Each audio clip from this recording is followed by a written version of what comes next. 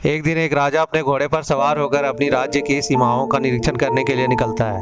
काफ़ी देर तक चलने के कारण राजा और उसका घोड़ा दोनों ही बहुत ज़्यादा थक जाते हैं। राजा ने पहले से ही अपने पास पानी रखा था और इसलिए उसने तो अपनी प्यास बुझा ली, पर बेचारे घोड़े का क्या।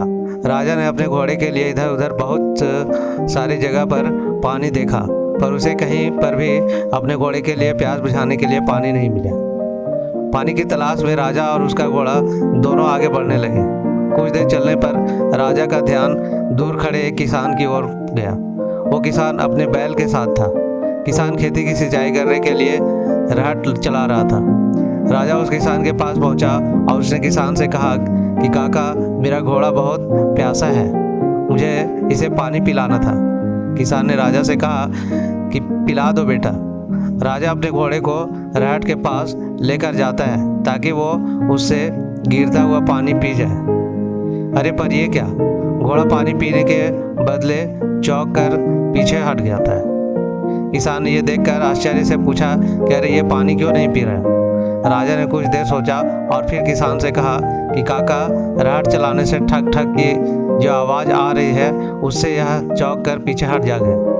राजा ने किसान से यह भी कहा कि काका, अगर आप घोड़े को थोड़ी देर के लिए बैल को रोके तो मेरा घोड़ा आराम से पानी पी लेता।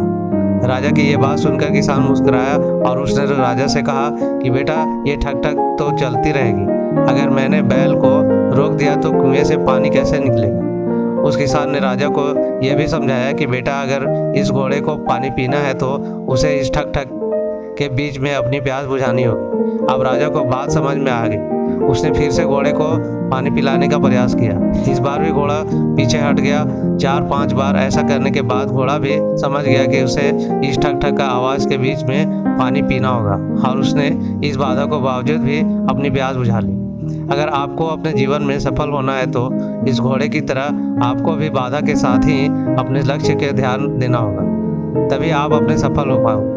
जीवन में बाधाएं तो आती रहती, हमें इस समय में इंतजार में कभी भी अपने लक्ष्य से पीछे नहीं हटना चाहिए, क्योंकि जिस सही समय का आप इंतजार कर रहे हो वो सही समय कभी आएगा नहीं। हमें बहाने के पीछे छुपी इस ज़रूरी काम से दूर जाने की ज़रूरत नहीं है। सिचुएशन हो उसी इस घोड़े की तरह अपने लक्ष्य की ओर आगे बढ़ना होगा और तभी हम सफल हो पाएंगे। तो ये थी आज की कहानी। अगर आपको हमारी ये स्टोरी अच्छी लगी हो तो अपने दोस्तों के साथ शेयर कीजिए और कमेंट में ज़रूर बताइए कि कैसी लगी ये कहानी। तो मिलते हैं एक ऐसा ही नई कहानी के साथ, तब तक के लिए धन्यवाद।